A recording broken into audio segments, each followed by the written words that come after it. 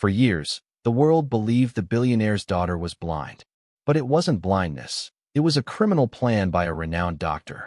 And only the housemaid saw the hidden truth. Hello friends, where are you watching from today? Let me know in the comments and don't forget to like, share, and subscribe to the channel. The Hudson Valley carried a silence that was heavy rather than peaceful. Atop the slope where the Whitmore estate rose like a stone sentinel, silence had become part of the architecture, filling the corridors, hanging in the glass walls, creeping into the marrow of those who lived there. For Alexander Whitmore, this silence was both shield and torment. It had been years since his wife's absence, years since the accident that made him retreat into the property, into the rituals of wealth and responsibility, and into the singular purpose of raising his daughter, Claire, who had been born with what doctors had unanimously declared as blindness, so complete it was irreversible. At 42, Alex looked older than the mirror admitted. His shoulders carried the weight of holdings that stretched across several states, acres of farmland, machinery, and contracts bearing the seal of Whitmore AG Holdings. Yet when he was home, surrounded by polished floors and endless hallways, none of that mattered. He lived for Claire. The mansion had become both sanctuary and cage, a place where money had purchased every possible expert in a desperate pursuit of hope, only to leave him more hollow when each of them failed. Claire was 5, almost 6, and her world, everyone said, was eternal darkness. She had grown accustomed to counting steps, mapping sound, and touching her way along furniture. She clutched a threadbare bear with one button eye missing, dragging it from room to room like a talisman. Her face rarely betrayed fear, though she startled at sudden noise. She preferred the hum of the wind through the glass walls, the faint rush of the Hudson far below. On a crisp autumn afternoon, when the golden leaves clung stubbornly to branches against the advancing cold, the estate welcomed a new presence. Emma Turner arrived with her modest suitcase, stepping out of the car onto the long gravel path. At 27, her features carried both softness and sorrow, the kind that grief etches when life has taken something too soon. She had not spoken much of it during the hiring process. The agency had vouched for her quiet nature, her diligence. Alex had not asked further. He wanted staff who did not disrupt the stillness, who could blend into the shadows of the mansion and tend to it as one tends to a sleeping child. The butler, long past the age of sharp steps, led her into the atrium. Light streamed in through glass walls 2 stories high, illuminating marble floors that mirrored the sky. Emma's eyes traced the symmetry, the stillness, the sense of wealth that was meant to impress, but felt instead like a museum too carefully preserved. She caught the faint echo of footsteps above and a high-pitched giggle, light as a bell. She smiled despite herself. Claire appeared at the top of the staircase, small hand trailing along the polished banister, bare tucked against her chest. Her hair fell in unruly waves, and though her eyes seemed unfocused, they carried a searching quality. Emma stilled, watching her descend with deliberate care. The girl paused halfway, tilting her head slightly toward the shaft of sunlight that broke through the glass. It was brief, almost imperceptible, a shift in posture, a subtle turn of her chin as though she sensed brightness. Emma dismissed it as coincidence, but the thought lingered. Later that day, after introductions had been made and her duties outlined, Emma found herself alone in the east corridor. Dust gathered in thin lines against the baseboards, and she knelt to wipe them clean. Claire wandered in quietly, the bear's paw dragging against the floor. Emma greeted her softly, not expecting a reply. The girl stood a few feet away, her head cocked. Emma deliberately let the rag slip from her hand. It fell with a muted thud. Claire flinched, a tiny jump of her shoulders. Emma frowned, her breath catching. She picked up the rag and continued, pretending not to notice. Minutes later, she walked toward the tall windows and tugged at the heavy curtain. Sunlight spilled suddenly into the corridor. Claire's face turned, her eyes narrowing almost imperceptibly. Emma felt her skin prickle. That night, when the house fell into its nocturnal hush, Emma lay awake in the staff quarters, staring at the ceiling. The image replayed again and again, the child responding not only to sound, but to light. Doctors had declared her blind beyond question. Yet Emma had seen something in that small reaction, an instinct, a reflex, a clue. The following day, while tidying the bathroom adjacent to Claire's room, Emma noticed a collection of small bottles tucked behind other toiletries. Their labels were faded, some curling at the edges. She picked one up, turning it in her hand. The name on the prescription caught her attention, Dr. Elliot Rowan. Beneath it, words she didn't recognize, technical terms that suggested medication for eyes. The instructions were long past their printed date, yet the bottle was not empty. She placed it back exactly as she had found it, her mind stirring with unease. In the days that followed, Emma began watching with greater attention. She dropped a napkin, and Claire's gaze twitched downward. She opened a window, and the girl tilted her head toward the flood of daylight. One evening, when the corridors grew dim, Emma discreetly turned on the flashlight of her phone. She swept it across the room, slowly, carefully. Claire's pupils shifted, however subtly, chasing the arc of brightness. Emma's chest tightened. She turned off the light, heart racing, and told herself to wait. Perhaps she was imagining what she longed to see. Perhaps grief had made her search for miracles. But doubt persisted. On the fourth night, unable to resist, she brought the phone again. Kneeling in front of Claire as the girl clutched her bear, Emma whispered gently, "Do you feel that?" The beam brushed across Claire's face. There was a pause, a quiver of lips. Then a whisper so faint Emma almost thought she dreamed it. "I think I saw a light, Mommy." The word froze Emma. Tears threatened her eyes, not only for the child but for herself, for the echo of loss that word stirred. Behind her, a sudden intake of breath. Emma turned, startled. Alexander Whitmore stood at the doorway, his eyes sharp, confusion and anger warring on his face. Claire, sensing his presence, let go of the bear and rushed toward him. For the first time in years, she did not wait for a guiding hand. She ran, arms outstretched, colliding with his legs, wrapping herself around him with desperate certainty. Alex froze, then slowly lowered his hand to her back, stunned. He looked at Emma, suspicion hardening his features. The silence of the mansion was broken, but not with comfort. Something had shifted irreversibly. The confrontation that hung in the air after Claire's whispered words lingered through the night. Alexander Whitmore had dismissed Emma with little more than a tight command, "Leave us," yet sleep eluded him. He sat in the study, staring at the fire that crackled in the hearth, haunted by the memory of his daughter rushing into his arms. He had felt her certainty, the way she moved toward him without hesitation, as if guided by something more than touch and sound. His mind wandered back to the day his world fractured. 6 years ago, in a sterile hospital room flooded with fluorescent light, he had been handed a swaddled infant.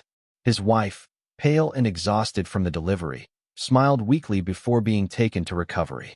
Days later, she was gone, torn from the sky in the wreckage of a plane meant to carry her safely home.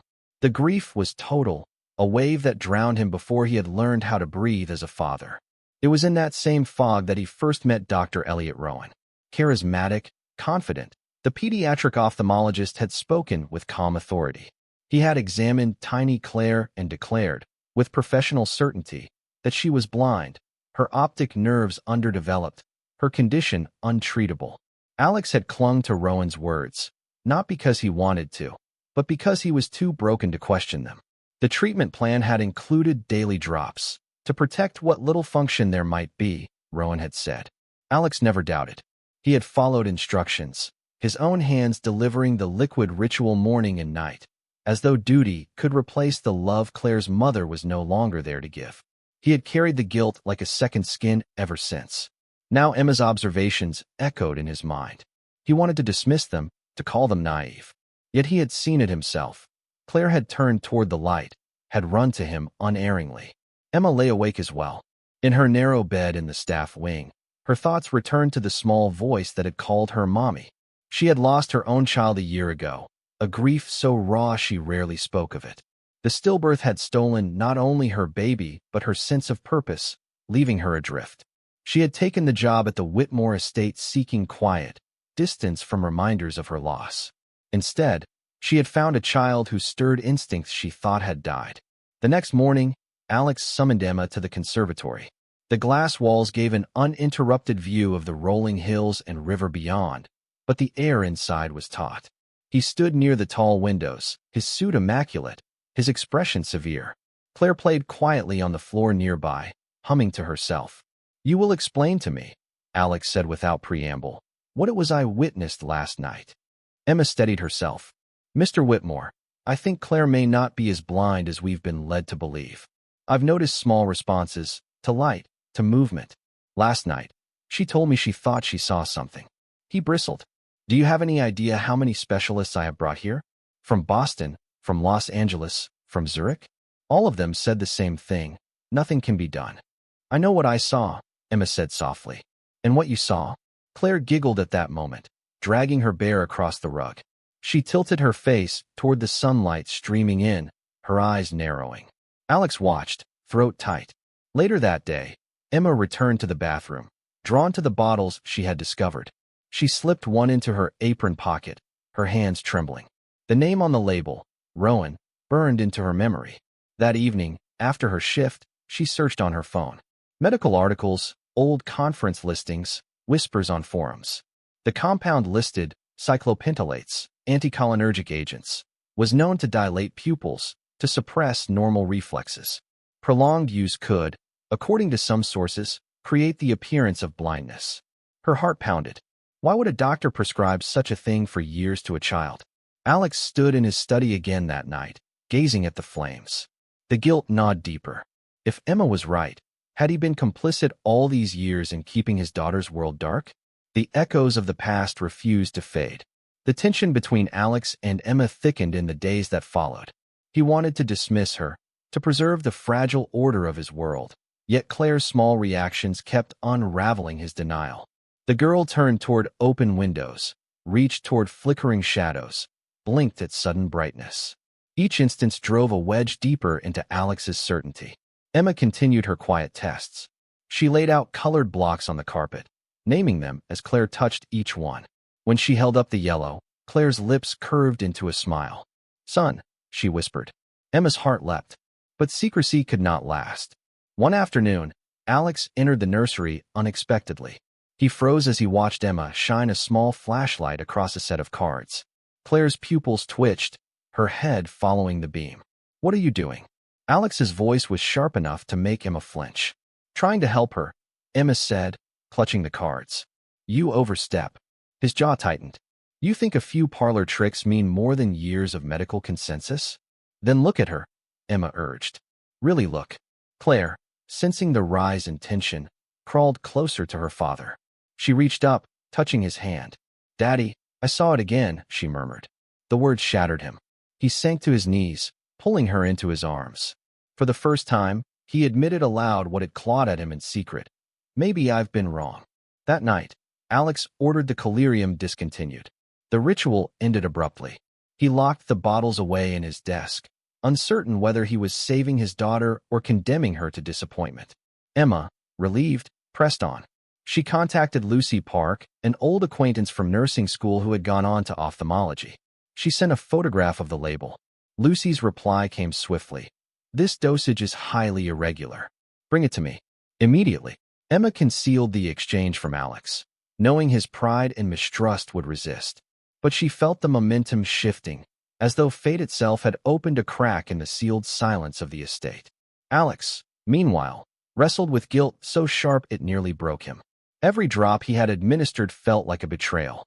He stalked the halls late at night, haunted by memories of Rowan's confident voice, by his own willingness to believe. One evening, unable to contain his anger, he demanded the staff gather in the great hall. His words cut through the quiet like a blade. From this day forward, he declared, no one touches my daughter without my knowledge. No doctor, no nurse, no stranger. His eyes met Emma's, hard but also desperate. If what you've suggested proves true, then someone has stolen years from her. From me. And I will not rest until I know who. In that moment, the mansion ceased to be a sanctuary. It became a battlefield of secrets, with Alex's fury, Emma's quiet determination, and Claire's fragile hope colliding in the heart of its echoing corridors. The following week unfolded like a shifting landscape, each day bringing signs that undermined everything Alexander Whitmore had believed about his daughter. With the eye drops gone, Claire's responses became more pronounced. She reached for the morning light streaming through the curtains, her fingers tracing the glow as if it were something tangible. She hesitated less in her steps, moving with faint, but growing confidence across familiar rooms. Emma observed quietly, noting each small triumph. She praised Claire when she tilted her head toward the sun, when she blinked at the reflection off polished wood, when she identified the outline of her bear without touch. To Emma, the signs were irrefutable. To Alex, they were both miracle and torment. One evening, Alex stood outside the conservatory, watching unseen. Inside, Emma had spread colored cards across the rug. "Which one is the circle?" she asked. Claire hesitated, then tapped the correct shape with her small hand. "And the red one?" After a long pause, Claire pointed, uncertain but correct. Alex's throat tightened.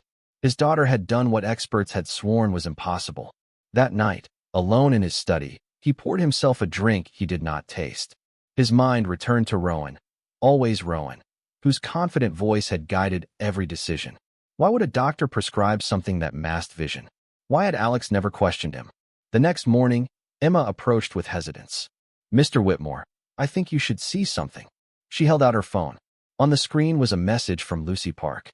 "This compound, in this dosage, is alarming," Lucy had written. If Claire's been given this since infancy, her visual responses could have been deliberately suppressed. "Bring the bottle to me. I can run a full analysis." Alex stared at the words, his face hardening. "Deliberately suppressed," he repeated under his breath. His pulse thundered. He dismissed Emma abruptly, pacing the hall. Could it be possible? Had he been tricked into condemning his child to darkness? Late that night, unable to rest, he searched for Rowan. The doctor had all but vanished. No current practice listed. No publications in years. A few threads of lawsuits, settled quietly. Whispers of license suspensions. Nothing concrete. The turn was undeniable. The truth lay not in Claire's condition, but in the choices forced upon her. Alex, who had once found solace in silence, now found only rage. The estate shifted in atmosphere as Alex began to allow Emma more leeway. Though his pride resisted, her persistence forced cracks in his defenses. Together, they documented Claire's progress, short videos of her following light, identifying shapes, reaching for objects. Emma kept meticulous notes, knowing each detail might prove vital. Yet tension simmered beneath the cooperation. Alex's mistrust of outsiders remained sharp. One evening, as they reviewed the notes in the study, he snapped. "Do not imagine that you are her savior. I allowed this only because I saw it with my own eyes." Emma bristled, but held his gaze. "I'm not trying to be a savior. I'm trying to give her what was stolen." Claire's laughter drifted from the hall, lightening the moment. She had begun to draw crude shapes with crayons Emma had given her, pressing hard onto paper with determination. Alex softened, though he did not say so aloud. The following weekend, Emma arranged a discreet trip into the city to meet Lucy. She told Alex only the essentials, expecting resistance. To her surprise, he agreed, though he insisted on accompanying her. "If someone has harmed my daughter," he said, "I want to hear it myself." The meeting took place in a quiet cafe near Columbia University. Lucy, sharp-eyed and meticulous, examined the bottle Emma produced. Her brow furrowed as she read the faded label. "This is outrageous," Lucy said. "These dosages are inconsistent with any legitimate pediatric treatment. It could suppress visual reflexes to the point of simulating total blindness." Alex's face drained of color. "So she might have had some vision all along." "Yes," Lucy confirmed. "And prolonged use could have masked it completely. This wasn't treatment. It was sabotage." Emma's chest clenched at the word. "Sabotage." Alex gripped the table, struggling for composure. "Rowan. He told me there was no hope." Lucy hesitated. "Rowan's name has surfaced before. There were complaints in other states, parents raising concerns about unexplained outcomes. Most cases vanished, settled quietly, or dismissed. There's more here than malpractice. There may be a pattern." The air thickened with unspoken realization. If Rowan had done this to Claire, he might have done it to others. As they left the cafe, Alex felt the ground shifting beneath him. For years, he had lived in isolation, trusting the wrong man. Now, for the first time, he saw a path forward, but one riddled with shadows. Emma walked beside him, resolute. They were no longer simply employer and employee. They were unwilling allies, bound by the same fragile hope and the same growing suspicion. Back at the estate, as twilight fell, Claire sat near the window, crayons scattered around her. She held up a paper filled with erratic strokes of yellow. "Son," she said, smiling proudly. Alex took the paper in his trembling hands. For the first time in years, he let himself imagine a future where his daughter could see more than darkness. But the thought was poisoned by another. If Rowan had orchestrated this, then someone had profited from her blindness. And Alex Whitmore was not a man who forgave theft, least of all when it was his daughter's life that had been stolen.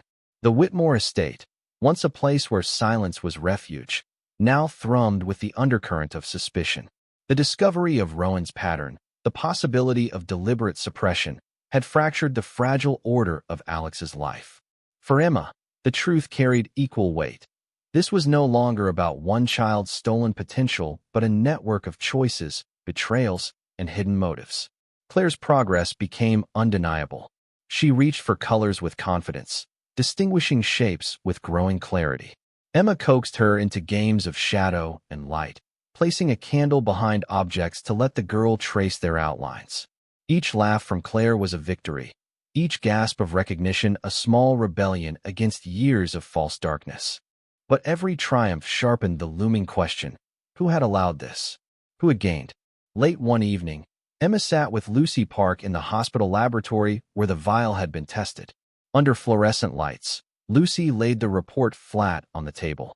"This isn't a therapeutic compound," Lucy said, her voice tight. "It's an experimental analog. Higher potency, longer suppression. It was never approved for pediatric use, and Rowan prescribed it for years." Emma's chest constricted. Then Claire was part of an experiment. Unwittingly, Lucy confirmed. "And possibly without your employer's full knowledge." She hesitated before continuing. "I found records in older databases. Rowan received funding from pharmaceutical companies, under the table, through consulting firms. Some payments were tied to pediatric ophthalmology studies. If he falsified consent or misled parents, he could have used children as test subjects." Emma closed her eyes, the weight of it pressing down. Claire had been stolen not only from her father but from herself, her childhood bent toward data points in a hidden ledger. When Alex heard, he did not rage. He sat in his study, hands clasped, staring at the darkened window. His silence was colder than any outburst. Finally, he said, "Find him. Bring me proof." Emma knew then that their path had shifted irrevocably. This was no longer speculation. It was pursuit. Within days, their suspicions drew attention they had not invited. Online, articles appeared questioning Whitmore AG Holdings. One blog accused Alex of neglect, claiming he had hidden his daughter's condition to avoid embarrassment. Another insinuated Emma was exploiting the girl for sympathy. Emma's phone buzzed late one night with an anonymous message: "Stop digging, or you'll lose more than you already have." Her breath caught. She locked the phone, hands trembling. Secrets, once hidden, were surfacing, but not without resistance. The decision crystallized in the gray dawn of a November morning. Alex stood at the long glass windows of the conservatory, watching mist coil over the Hudson. Behind him, Emma entered quietly, holding fresh notes of Claire's progress. He did not turn as he spoke. "I contacted the district attorney's office yesterday." Emma froze. "You what?" "I sent them Lucy's report, the payment records, and the videos. If Rowan has done this to others, the truth belongs in a courtroom, not just in this house." Emma's pulse quickened. It was the step she had longed for, yet feared. "That will bring everything into the open. The press, the scrutiny." "I don't care," Alex said, his voice steel. "They took my daughter's vision. They used her. If I stay silent, I am complicit. No more." It was the point of no return. Within days, subpoenas were issued. Investigators requested records from Whitmore AG Holdings, not for wrongdoing by the company, but for connections to Rowan's contracts. Alex bristled at the intrusion but complied, determined to show he had nothing to hide. The retaliation was swift. National outlets published stories questioning the stability of the Whitmore fortune, hinting at corruption. Anonymous sources painted Emma as unstable, a grieving woman projecting her loss onto a child. Emma bore the smears with quiet resolve, though inside the threats gnawed at her. She remembered the anonymous message, the cold certainty of being watched. At night she double-checked locks, glanced at shadows too long. Claire, oblivious to the storm outside, thrived. She painted bold streaks of color, pointed out moving lights across the river, named shapes with pride. Her joy became both shield and weapon, a reminder of what they fought for. One evening, as they sat together in the nursery, Claire traced her finger along Emma's hand. "Do I get to keep the light now?" she asked softly. Emma swallowed hard. "Yes, sweetheart. No one can take it from you again." Yet in her heart, she knew forces still tried. That night, Alex convened with Emma in the study. Papers littered the desk, financial statements, Lucy's analysis, screenshots of threats. His face was drawn, but his eyes burned. "They won't stop," he said. "But neither will I. They underestimated me. They thought I would hide, protect my name. They forgot I have nothing left to lose but her. And for her, I will burn this empire to the ground if I must." Emma met his gaze, feeling the weight of the moment. Their lives had diverged into something irretrievable. There would be no quiet return to the mansion's silence, no undoing the choice to expose Rowan. They had crossed into open war. The storm that followed their decision grew with a ferocity neither of them had fully anticipated. Within days of Alex's disclosure to the district attorney, the estate became a fortress under siege. Reporters camped at the gates, their voices carried faintly up the long drive. Headlines shouted contradictions. Whitmore the negligent father, Whitmore the crusader, Whitmore the desperate billionaire, shielding a scandal. The truth was buried under the noise, but Alex no longer cared about public opinion. Only Claire's fragile hope mattered. Emma moved through the mansion with heightened vigilance.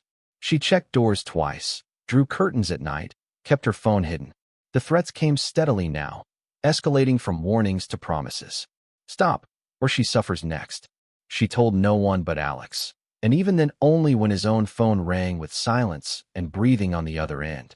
Yet inside, Claire's world expanded. She learned to match colors with names, delighted when Emma held a lemon beside a block of yellow. She described shadows like friends she could sense, but not yet fully know. Her laughter rang down the corridors, incongruous against the tension tightening around the adults. One evening, while reviewing Lucy's latest findings in the study, Emma noticed Alex's hands tremble slightly as he turned the pages. Payments from pharmaceutical intermediaries. Clinical trial codes disguised in accounting ledgers. Each document peeled back another layer of calculated deceit. Rowan had not been rogue. He had been protected, financed, perhaps directed. "They will bury this," Alex muttered. "Unless we burn it brighter than they can smother." His words proved prescient. 2 nights later, a small fire erupted in the guest house on the edge of the property. It was contained quickly, but the implication was clear: they were vulnerable. The fire department called it an accident, but Alex knew better. He doubled security, hired men to patrol the grounds, but the sense of intrusion seeped through every window pane. Emma lay awake listening to footsteps in the hall, wondering if they belonged to protectors or intruders. She thought of the baby she had lost, how helpless she had felt then, and how fiercely she clung now to protecting a child who was not hers by blood, but had become hers by heart. One morning, as Claire sat painting in broad strokes of yellow and blue, Emma knelt beside her. "Do you know what you're painting?" she asked. Claire smiled, tapping the paper. "It's the river. I can see where the light moves on it." Emma's chest ached with awe and fear in equal measure. If light was returning, then every stolen year screamed louder. The prosecutors gathered enough to file charges. Rowan was indicted in absentia, his location uncertain. News of the warrant spread, accompanied by leaks of settlements paid to families whose children had suffered under his care. A pattern emerged: suppressed vision, unexplained regressions, hush money. The truth was surfacing, but with it came deeper peril. Messages arrived hinting at allies of Rowan still in power, invested in keeping the experiments buried. Alex knew then what Emma had already feared. Rowan was not the root of the rot. He was a symptom. The night that realization settled, Alex stood at Claire's bedside, watching her breathe. He whispered an oath only the dark could hear. "No one takes from you again. Not while I breathe." It was a vow that would demand a reckoning. The reckoning began sooner than either of them expected. The subpoenas led investigators into corporate vaults, where documents hinted at agreements far beyond one disgraced doctor. Pharmaceutical contracts tied to subsidiaries. Pediatric trials never reported to the FDA. Names of children, blurred in redacted lines, but numbers that spoke of more than Claire. Emma sat with Lucy at the hospital library, reviewing scanned records. Look at this, Lucy whispered, pointing to a line item. The code matches the compound we tested. They were distributing it under different names. Hundreds of vials. Emma's stomach turned. How many children? Lucy's silence was answer enough. Back at the estate, Alex confronted the growing reality. He paced before the fire, fists clenched, as Emma relayed what Lucy had uncovered. They turned my daughter into a ledger entry, he said hoarsely. Into profit margins. They did it to others, too, Emma said gently. His eyes hardened. Then it's bigger than Rowan. And if it's bigger, it means more enemies. We need allies. Maya Green, a journalist Emma trusted from her past, became that ally. She arrived discreetly one evening, ushered through the side entrance. Her reputation was for precision, for chasing truth without fear of power. She listened intently as Emma and Alex laid out the story, reviewed the documents, watched the videos of Claire's progress. When she looked up, her expression was grave but resolute. If you go public with this, it won't just be Rowan on trial. Entire corporations could fall. They will fight back with everything they have. You need to be ready for a war you might not win. Alex's answer was immediate. If winning means she keeps the light, then war it is. The days that followed blurred into preparation, statements drafted, evidence duplicated, allies contacted. But the more they uncovered, the clearer it became. Rowan had not acted alone. He had been shielded, financed, enabled. And somewhere in the shadows of those deals lay the decision that had stolen Claire's first 5 years of sight. One night, after long hours of combing through files, Emma found Alex slumped in his chair, eyes red with exhaustion. She touched his shoulder lightly. You don't have to carry all of it alone. He looked at her, and for the first time, the veneer of steel cracked. I carried her blindness like punishment for years, and now I find it was never hers to carry at all. It was mine. I let them tell me she was broken. I let them. Emma's voice was steady. Then let the truth be the punishment for them instead. It was in that moment, in the flicker of firelight and shadows of guilt, that Alex realized the fight ahead would not only expose Rowan. It would demand the unearthing of truths buried far deeper, truths that would force him to face not only the conspirators, but himself. The point of no return had already passed. What lay ahead was something darker, the full weight of buried truth clawing its way to the surface. The decision to involve Maya Green marked a turning point. The estate, once sealed in silence, now buzzed with urgency. Maya set up discreet meetings with prosecutors, advising Emma and Alex on how to frame evidence, how to anticipate attacks, how to brace for the inevitable smear campaign that would intensify. And it did.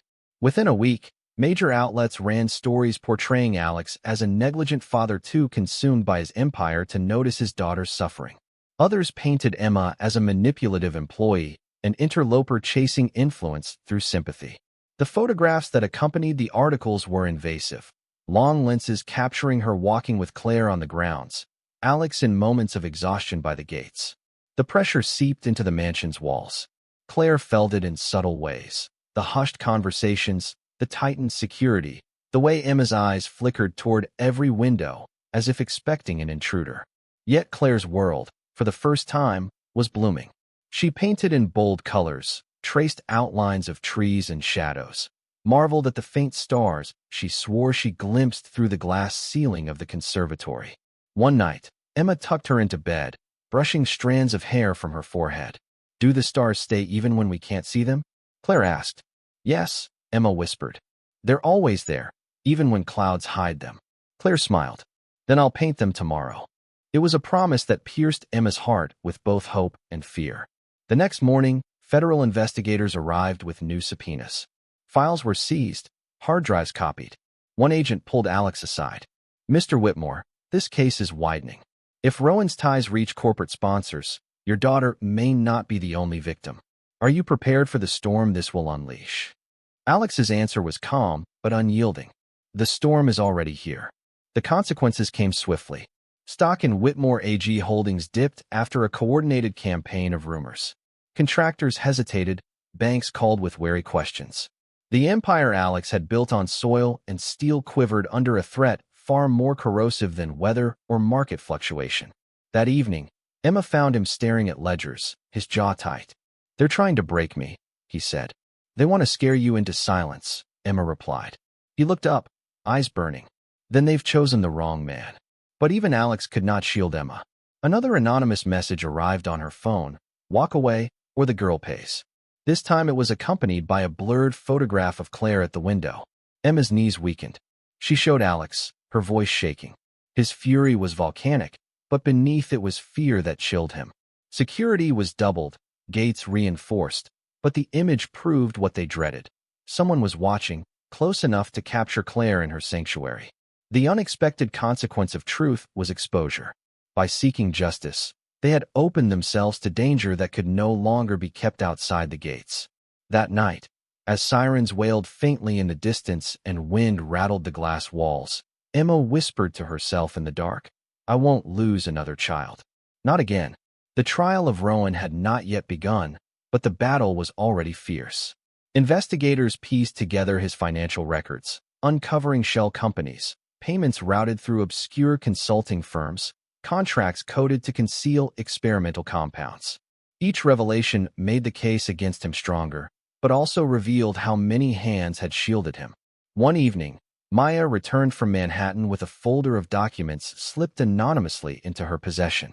She spread them across Alex's desk. These are internal memos. They reference a project name, Lumina, with pediatric applications. Rowan's notes are all over them. Emma read the lines, her stomach tightening.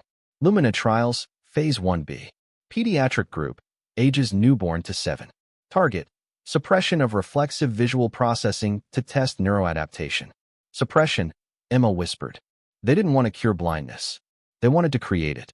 The room chilled with the weight of the words. Alex's hand trembled as he traced the signature at the bottom of one memo. Rowan's, neat and confident. They turned my daughter into data, Alex said hoarsely. A controlled variable. Maya's voice was grim. And she wasn't the only one. Look at this. She pointed to a column of numbers. Sample size, 24. Emma's breath caught. 24 children. The buried truth clawed into daylight. Rowan had not been a lone predator. He had been a cog in a sanctioned machine, one willing to erase children's light for profit and research. The next days blurred with revelations. Other families came forward, hesitant, afraid, but emboldened by the Whitmore's stand. Stories mirrored Claire's: mysterious diagnoses, prolonged use of drops, unexplained stagnation or regressions in vision.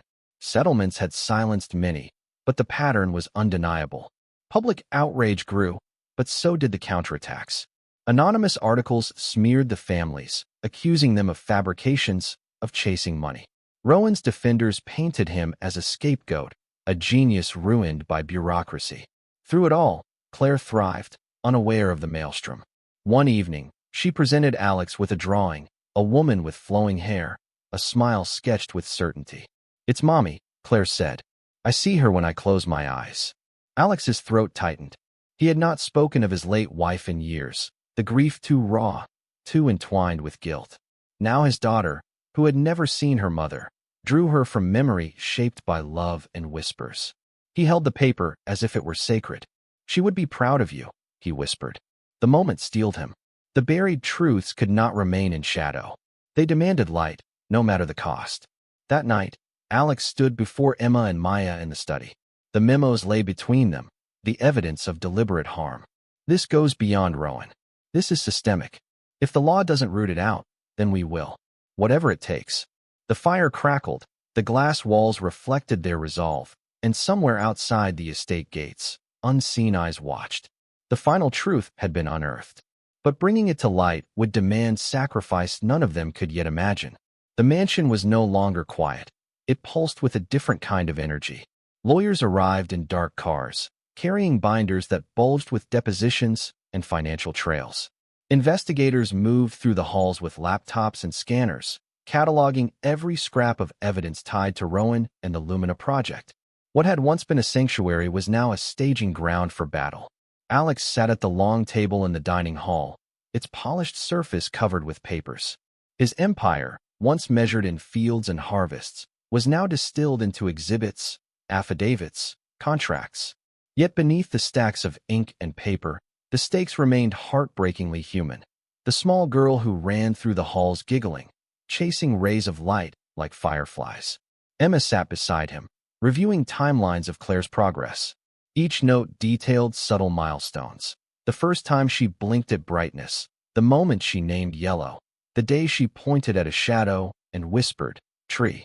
They were tiny triumphs, but together they formed an undeniable arc, a living testimony that light had always been there, hidden, suppressed, stolen. Maya Green coordinated with prosecutors, weaving the narrative beyond one family's tragedy.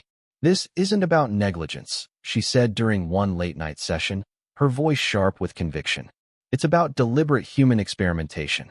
24 children reduced to test subjects. If the jury sees that, Rowan won't stand alone.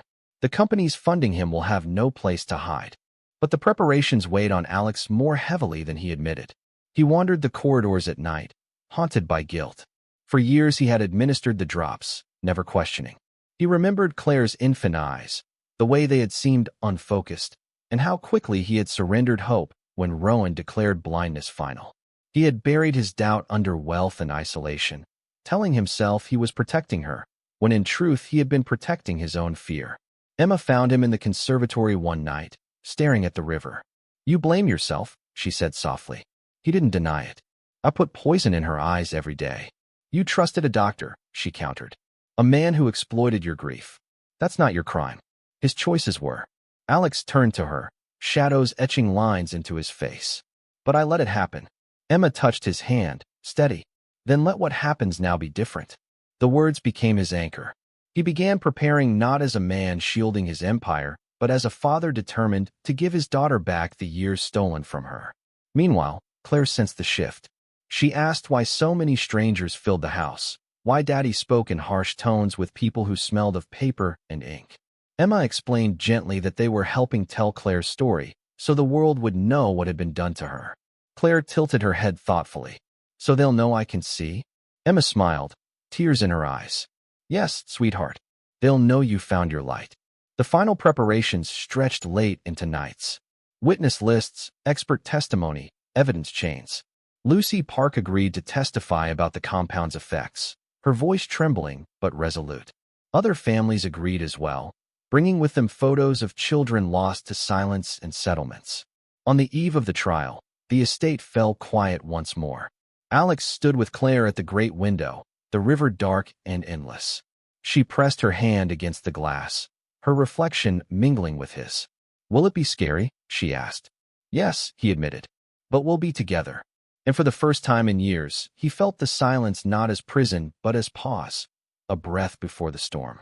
The courthouse in Manhattan was a fortress of stone and echoes. Crowds pressed against barricades as Alex and Emma arrived, flanked by lawyers and guards.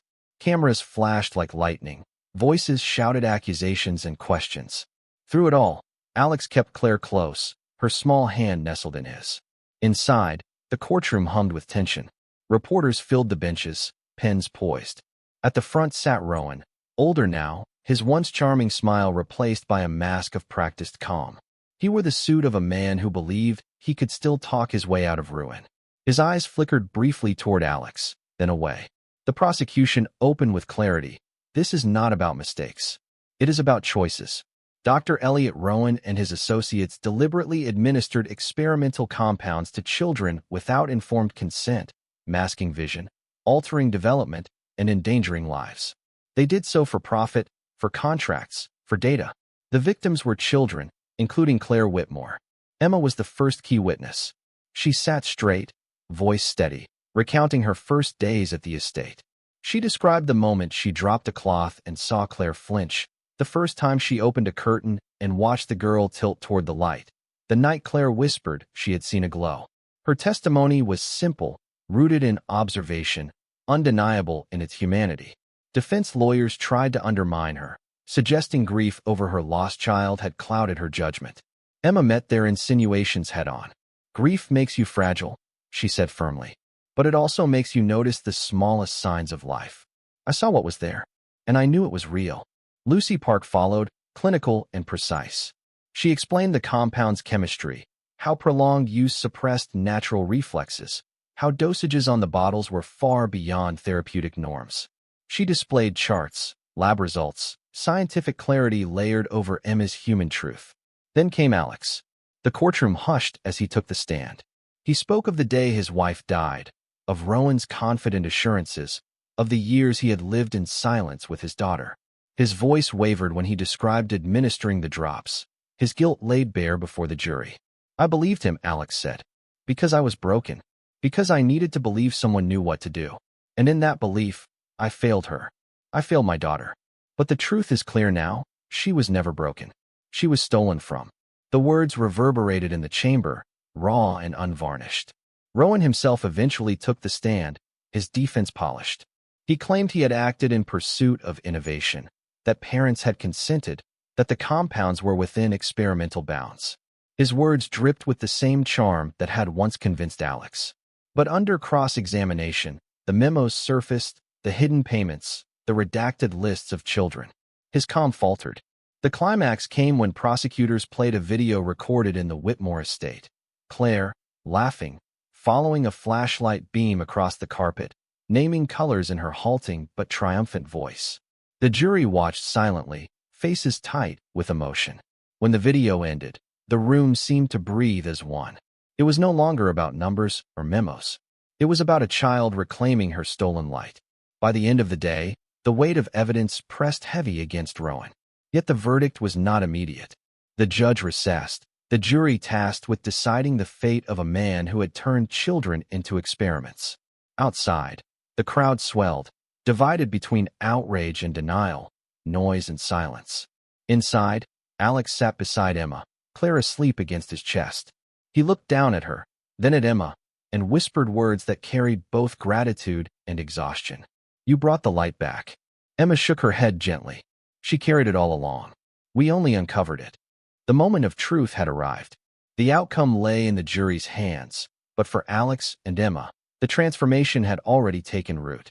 They had faced Rowan, faced themselves, faced the shadows. Whatever came next, they had chosen light. The verdict came on a gray afternoon, the kind where clouds pressed low and the city felt heavy with waiting. The jury filed back into the courtroom, their faces unreadable. Alex sat rigid, Claire's hand in his, Emma close at his side. Rowan stared ahead, lips pressed thin, as if defiance could bend fate. "Guilty," the foreperson announced, voice steady. "On all counts." The words rippled through the chamber like a tide breaking stone. Rowan's composure cracked for the first time, his jaw slackening, his eyes narrowing into something almost feral. But it no longer mattered. The gavel fell, and with it, the weight of years, the darkness imposed on children, the lies wrapped in medical jargon, the arrogance of unchecked power. Outside, reporters clamored, microphones thrust forward, questions fired like arrows. But Alex did not stop. He carried Claire down the courthouse steps, Emma by his side, ignoring the cacophony. For once, the flash of cameras did not wound. It felt like proof. The world had seen, and the truth had prevailed. Weeks turned into months, and the world shifted around them. Pharmaceutical companies implicated in Lumina paid enormous fines, their executives summoned to hearings. Pediatric safeguards were rewritten, oversight committees formed. The case had become more than one family's fight. It was a catalyst, a warning carved into law. At the Whitmore estate, change arrived in quieter ways. The corridors, once burdened by silence, filled with sound, Claire's laughter echoing through long halls, her voice naming colors, her footsteps chasing light across marble floors. Alex commissioned a studio in the East Wing, walls painted bright, canvases stacked high, brushes and paints scattered like confetti. Here, Claire created worlds of her own, rivers that glowed, suns that burned yellow, shadows that danced. Emma remained by her side, no longer staff, but family.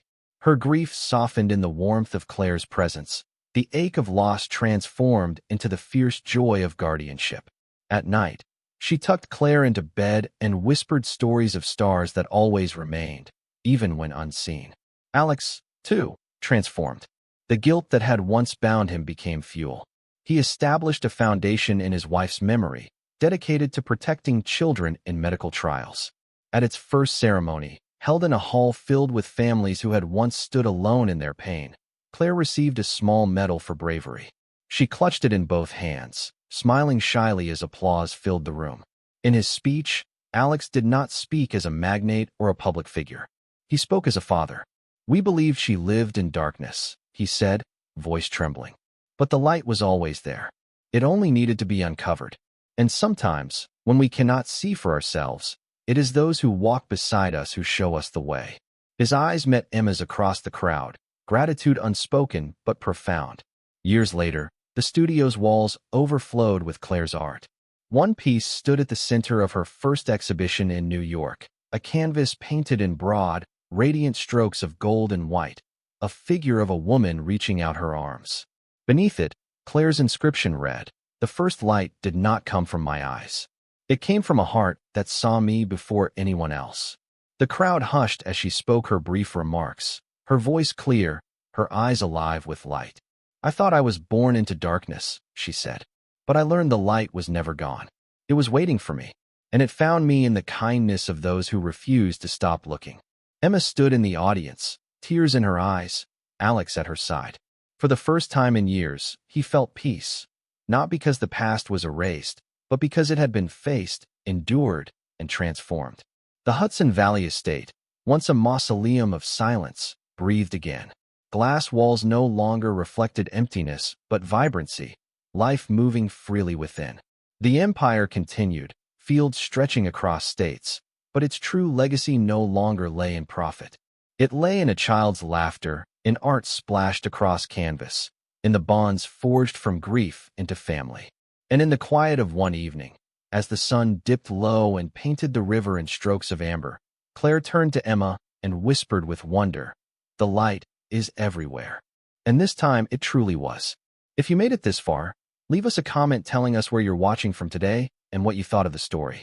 If you can, share this video with your friends and family, and don't forget to subscribe to the channel and hit the notification bell to receive new videos.